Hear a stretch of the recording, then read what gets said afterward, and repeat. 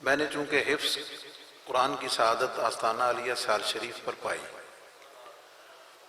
اس وجہ سے ادب اور نیاز مندی میری فطرت اور میری طبیعت کا حصہ بن گئی، الحمدللہ العظیم۔ میرا جو کمرہ تھا ہاسٹل کا جس میں ہم رہتے تھے، تو بالکل پہلو میں آستانہ علیہ سال شریف کے جو مفتی تھے، جو فتویٰ نویس تھے، سب سے بڑے استاذ تھے، اور دربار شریف کی مسجد کے وہ امام بھی تھے، حضرت مفتی غلام احمد صاحب رحمۃ اللہ تعالی علیہ، ان کا حجرہ بالکل ساتھ تھا۔ تو میں کبھی کبھار ان کی خدمت میں بیٹھ جاتا تھا، لوگ سوال کرنے آتے تھے، میں بس ہی بیٹھا رہتا تھا۔ ایک شخص نے آ کر ان سے سوال کیا کہ سال شریف میں جو جمعہ کا عربی خطبہ پڑھا جاتا ہے، اس میں خلفائے راشدین کا ذکر کیا جاتا ہے، لیکن سید کائنات کا ذکر کیوں نہیں کیا جاتا؟ حضرت مفتی غلام احمد صاحب رحمۃ اللہ علیہ نے فرمایا ان کے جواب میں کہ میں نے یہ بات حضور شیخ الاسلام خواجہ محمد قمر الدین سیالوی رحمۃ اللہ تعالی علیہ فرماتے ہیں، یہ بات جب میں یہاں آیا تو میں نے ان سے پوچھی تھی۔ اب آپ بات کا لنک اور اس کے لیول کو سمجھیں۔ سائل نے پوچھا اور مفتی صاحب نے فرمایا کہ میں نے یہ بات حضور شیخ الاسلام خواجہ محمد قمر الدین سیالوی رحمۃ اللہ علیہ سے پوچھی تھی، تو انہوں نے فرمایا تھا کہ ہم ان کا نام ادب کی وجہ سے نہیں لیتے۔ اچھا بندہ ذرا جھٹکا ہے غازی، انہوں سمجھاؤن لئی مفتی صاحب فرمایا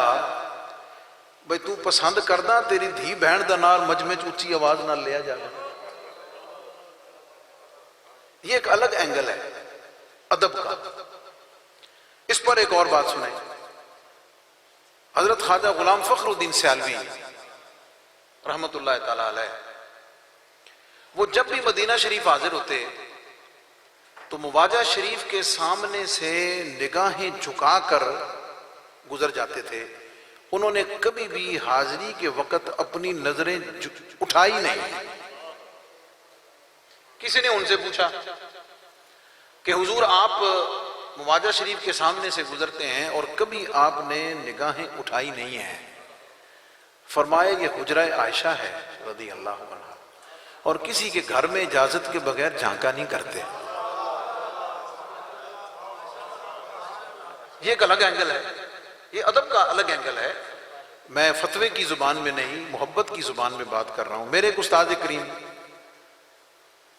حضرت علامہ مولانا اللہ دتا سیالوی رحمۃ اللہ تعالی علیہ، قاری ظہور احمد سیالوی صاحب کے ماموں جان، وہ فرماتے ہیں کہ میں نے ساری زندگی مسجد میں امامت کی ہے، اس نیت کے ساتھ کی ہے کہ بندہ جب امام ہو تو اسی بہانے نماز 5 ٹائم کی باجماعت پڑھ لیتا ہے۔ ایک اور استاد سے وہ فرماتے ہیں میں نے زندگی پر امامت نہیں کرائی اس لیے کہ میں اپنے بوجھ نہیں اٹھا سکتا، میں پیچھے کھڑے ہوئے لوگوں کا بوجھ کیسے اٹھاؤں۔ یہ زاویہ نظر کا اختلاف ہے۔ اب اس پوری تمہید کے بعد میں نے بھی بہت عرصہ جمعہ کے خطبہ میں اسی ادب کو پیش نظر رکھتے ہوئے میں نے کبھی جمعہ کے خطبہ میں سید کائنات رضی اللہ عنہا کا اسم گرامی ذکر نہیں کیا۔ پھر حالات بدلے، ماحول بدلا، ہم نے اپنی آنکھوں سے وہ کچھ دیکھا، کانوں سے وہ کچھ سنا جو ہم تصور بھی نہیں کر سکتے تھے۔ وہ چیزیں ڈسکس کی گئیں، اس انداز کے ساتھ ڈسکس کی گئیں کہ جس کے مزاج میں، جس کی تربیت میں ادب اتنا ہو، نیاز مندی اتنی ہو، آپ سوچ نہیں سکتے کہ اس کے قلب و نظر اور دل پر کیفیت کیا گزری ہوگی۔ پھر ان حالات اور ان ماحول میں نے جمعہ کے خطبہ میں حضور فیض عالم کی بارگاہ میں سیدہ پاک کا ذکر کرنا شروع کر دیا جمعہ کے خطبہ میں۔ میرے ایک پیر بھائی نے مجھ سے پوچھا، یہ بات اصل آپ کو عرض کرنی ہے، میرے ایک پیر بھائی نے ایک دن مجھ سے پوچھا کہ سیال شریف میں تو ادب کا یہ مقام ہے، یہ لحاظ ہے، نام نہیں بلند کیا جاتا، تو آپ کیوں کرتے ہیں؟ میں نے کہا بات یہ ہے کہ میں رہتا ہوں لاہور میں، ٹھیک ہے، اور اب حالات ایسے ہو گئے ہیں، منظر ایسا بن گیا ہے کہ ادب نیاز مندی اپنی جگہ قائم ہے، لیکن اب حالات کا تقاضا یہ ہے کہ ہم جمعے کے خطبے میں سیدہ کائنات کا اسم گرامی بلند کر کے بتائیں کہ ہم سیدہ کائنات کے غلاموں اور ان کے قدموں کی چاکری کرنے والوں۔ یہ نقطہ نظر کی بات ہے، پہلی بات۔ دوسری بات، ہمارے زمانے میں یہ ایک نئی روش، نئی تو نہیں ہے، علماء موجود ہیں، سادات اعظام، یہ ہر زمانے میں دستور رہا ہے اور ائمہ اطہار کو اس کا سامنا اپنی زندگی میں بہت رہا، ان کے احوال میں یہ بات موجود ہے، بادشاہان وقت کی طرف سے رہا، بہت سارے لوگوں کی طرف سے رہا، وہ یہ کہ اور آج بھی ہمیں یہ دیکھنے سننے کو ملتا ہے کہ اگر کوئی خطیب، اگر کوئی شخص عام یا خطیب اور عالم اہل بیت اطہار کے ذکر کو اپنی گفتگو میں زیادہ ذکر کرتا ہے، ان کا ذکر زیادہ کرتا ہے، تو پتہ نہیں بعض لوگوں کو مطلب کیا ہونا شروع ہو جاتا ہے، کچھ اور نہیں کہہ سکتے تو کہتے ہیں یہ نا اندروں رافضی ہو گیا ہے۔ بات سمجھ گئے؟ بنیاد کیا ہے کہ وہ ذکر اہل بیت کثرت سے کرتا ہے۔ ہمارے برادر محترم خطیب الاسلام، خطیب العصر حضرت علامہ مفتی محمد اقبال چشتی نور اللہ برقدہ وعالی درجاتہ فی جنانہ ورحمۃ اللہ علیہ، ان کے علاوہ اور بھی کئی لوگ ہیں، اور شاید ان تیروں کا سامنا کرنے والوں میں یہ فقیر بھی شامل ہے، لیکن الحمدللہ العظیم ہم فخر کے ساتھ کہہ سکتے ہیں اور کل ان کی بارگاہ میں ہاتھ باندھ کر یہ عرض کر سکتے ہیں کہ اے مخدومہ کائنات، ہم کل بھی آپ کے در کی چاکری کرنے والوں میں تھے اور آج بھی آپ کے در کی چاکری کرنے والوں میں۔ یہ ایک عام روش ہے۔ اہل علم موجود ہیں، بھئی دیکھیں آپ کسی کی فضیلت کو بیان کرتے ہیں تو اس سے یہ کہاں لازم آتا ہے کہ آپ دوسرے کی تنقید کر رہے ہیں؟ پھر سنیے، کسی کی تعریف کا مطلب یہ کہاں سے نکل آیا کہ آپ دوسرے کی تنقید کر رہے ہیں؟ میں عالمی مبلغ اسلام حضور پیر طریقت جناب پیر سید منور حسین شاہ صاحب جماعتی رحمۃ اللہ علیہ، ان کی خدمات کا، ان کی شخصیت کا زمانہ معترف ہے، ہم بھی معترف ہیں۔ اب اگر ان کا میں تذکرہ شروع کر دوں اور سٹیج پہ بیٹھے ہوئے کوئی اور میرا معظم سادات اعظام میں سے یہ سمجھ لے کہ ان کی تعریف ہو رہی ہے تو میری توہین ہو رہی ہے، تو یہ تو بھائی بڑی عجیب سی بات ہو جائے گی۔ اب عظمت اہل بیت کا ذکر کرنا، اہل بیت کی شانوں کو بیان کرنا، گستاخی صحابہ کو مستلزم کہاں سے آ گیا بھائی؟ یہ کہاں سے لازم ہو گیا؟ یہ کیسے سمجھ لیا گیا؟ ہاں، اگر اس کے کسی لفظ سے اشارتاً، کنایتاً، توریتاً، جلوت میں، خلوت میں، کسی بھی جگہ حضور علیہ السلام کے کسی صحابی کی ادنا گستاخی ثابت ہے تو ہم اس کے دفاع میں کوئی بات نہیں کریں گے، لیکن اگر اس نے اپنا اوڑھنا بچھونا اپنی محبت کی بنیاد پر، دیکھیں حضور علیہ السلام نے فرمایا کہ میں ازواج کے مابین جتنا مجھ سے عدل ہو سکتا ہے میں کرتا ہوں، لیکن مولا میں دل کے معاملے میں مجبور ہوں، میرا دل عائشہ کے ساتھ ہے۔ حدیث میں موجود ہے۔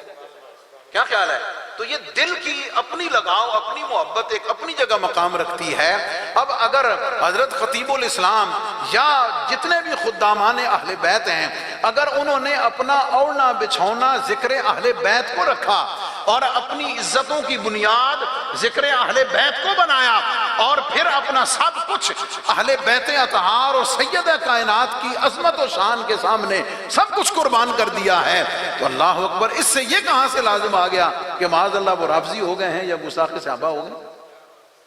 اس سے بڑی زیادتی اور ظلم ہم نے اپنے اس عصر میں، اس عہد میں کوئی نہیں دیکھی، اور یہ اللہ رب العزت سے ڈرنا چاہیے اور اس چیز پر اللہ رب العزت سے معافی مانگنی چاہیے کہ ایک شخص جو اپنی نسبتوں کو، اپنی محبتوں کو حضور علیہ السلام کی اہل بیت کے ساتھ، اور آخری بات عرض کرتا ہوں اہل علم کی توجہ کے لیے، میں نے آج کل کئی دفعہ کئی جگہ پر یہ بات کی ہے، دیکھیں بات یہ ہے کہ چیزوں میں جو امتیاز ہے، اہل علم ہے سارے ماشاءاللہ، طلباء، علماء، مشائخ بیٹھے ہوئے، جو چیزیں ایک جیسی ہوتی ہیں، کامن چیزیں ہوتی ہیں، ان میں جو فرق ہے وہ ان میں موجود کسی وجہ اختلاف سے ہوتا ہے۔ بات سمجھ گئے؟ کسی کے ہاں جڑواں بیٹے پیدا ہو جائیں تو وہ ان میں فرق کس طرح کرتا ہے، کوئی دھاگا باندھ دیں گے، کوئی قمیض الگ کر دیں گے، کوئی اور نشانی لگا دیں گے تاکہ پتہ چلے کہ یہ فلاں ہے اور یہ فلاں ہے۔ ایک ماں باپ کے 4 بیٹے ہوتے ہیں، ان کے نام الگ کیوں رکھتے ہیں؟ تاکہ پتہ چلے کہ ماں باپ کی اولاد تو یہ ایک ہی ہے، لیکن یہ فلاں ہے، یہ فلاں ہے، یہ فلاں ہے۔ تو جو چیزیں مشترک ہوتی ہیں، ایک جیسی ہوتی ہیں، چیزوں میں فرق ان سے نہیں ہوتا ہے بلکہ وجہ اختلاف اور وجہ امتیاز سے ان دونوں میں جدائیگی اور علیحدگی کی جاتی ہے۔ اب سنیے اس تمہید کے بعد، اہل بیت اطہار حضور علیہ السلام کی امت میں تمام مسالک میں، تمام مکاتب فکر میں کامن ہے، سب ان کی تعظیم اور تکریم کرتے ہیں، اور خاص طور پر اہل تشیع اور اہل سنت و جماعت میں اہل بیت اطہار ذوات مشترکہ ہیں کہ سب ان کی تعظیم، تقدیس اور ان کا احترام کرتے ہیں۔ تو اب فرق جو ہے اہل بیت کی وجہ سے نہیں ہوگا، اب سننا یہ بات،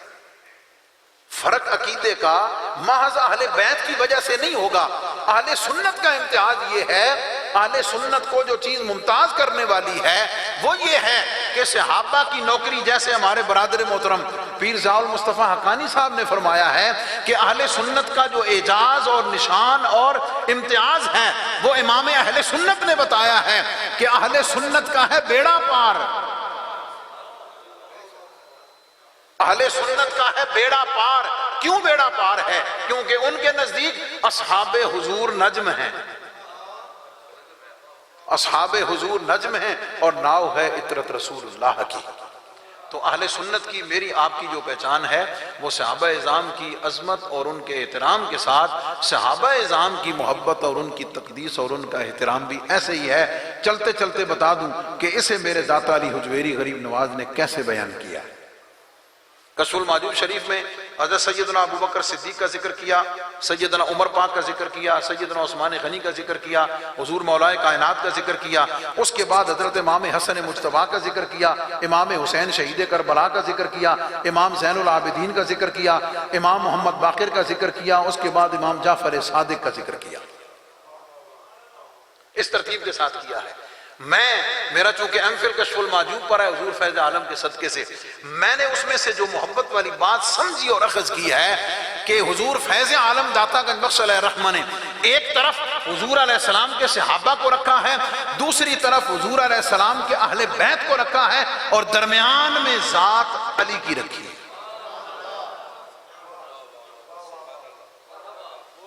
درمیان میں ذات علی کی رکھی ہے، اور معیار اور پیمانہ قیامت تک کے لیے اہل سنت کو اور ہر شخص کو اپنے عقیدے کو جانچنے پرکھنے کا یہ دیا ہے کہ اگر اپنے ایمان کو چیک کرنا ہے تو پھر ترازو 2 بنا لے، ایک طرف اہل بیت کی محبت کو رکھ، دوسری طرف صحابہ کی محبت کو رکھ، لیکن جانچنے کا سلیقہ، طریقہ، معیار اور پیمانہ کل بھی ذات علی تھی، آج بھی ذات علی ہے، قیامت تک ذات علی ہے۔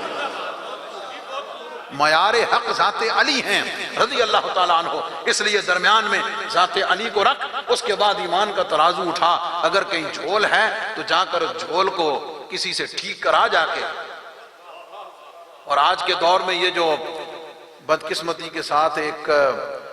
غرور علم ہے، تکبر علم ہے، غرور تقوی ہے، یہ ساری چیزیں، سارا علم قربان، سارا تقوی قربان، سارا زہد قربان، ساری عبادت اور ریاضت قربان اس ہستی پر، اس ہستی کے قدموں میں جس ہستی سے صدقے سے اللہ رب العزت نے کائنات کو یہ ساری نعمتیں عطا کی ہیں، اور وہ نعمتیں کل بھی زہرا کے در سے بٹی تھیں، آج بھی سیدہ زہرا کے در سے بٹ رہی ہیں، اور قیامت تک سیدہ زہرا کے قدموں سے عطا ہوتی رہے۔ اس لیے ان چیزوں میں اظہار بھی ضروری ہے، اس حد بندی کو قائم رکھنا بھی ضروری ہے، اور باؤنڈری لائن کے اندر رہنا بھی ضروری ہے۔ اہل سنت و جماعت کے جو متفق علیہ معتقدات اور معمولات ہیں حضور کے صحابہ کے بارے میں، اہل بیت اطہار کے بارے میں، کل بھی نجات اسی میں تھی، آج بھی نجات اسی میں ہے، اور اللہ رب العزت کا کرم ہے کہ ہم ان چیزوں سے، آپ سب سمیت مجھ سے زیادہ دلیر اور جرأت مند بیٹھے ہوئے ہیں، سمجھ آ گئی؟ ہم ان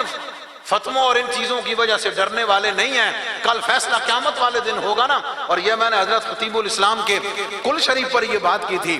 ہم نے ملفوظات میں پڑھا ہے کہ جب مرید فوت ہوتا ہے نا تو اس کا شیخ کامل اسے تسلی تشفی کے لیے قبر میں جلوہ فرما ہو کر اس کو زیارت کراتے ہیں، اس کی تسلی کرتے ہیں، اس نسبت کی وجہ سے جو اسے قائم ہوتی ہے۔ اور اسے میں سمجھتا ہوں کہ وہ شیخ کامل اسے نبی علیہ السلام کی زیارت اور حضور علیہ السلام کے ادب کے لیے پہلے آ کر تیار کرتا ہے، اس کو تیار کرتا ہے۔ تو اللہ اکبر، میں یقین کے ساتھ شرح صدر کے ساتھ کہہ رہا ہوں، کسی کو محبت کے ساتھ اپنے نور کے جلووں میں لینے کے لیے کسی کا مرشد آئے گا، قادری سلسلے کا، چشتی سلسلے کا، سوروردی سلسلے کا، نقشبندی سلسلے کا، یہ کلمات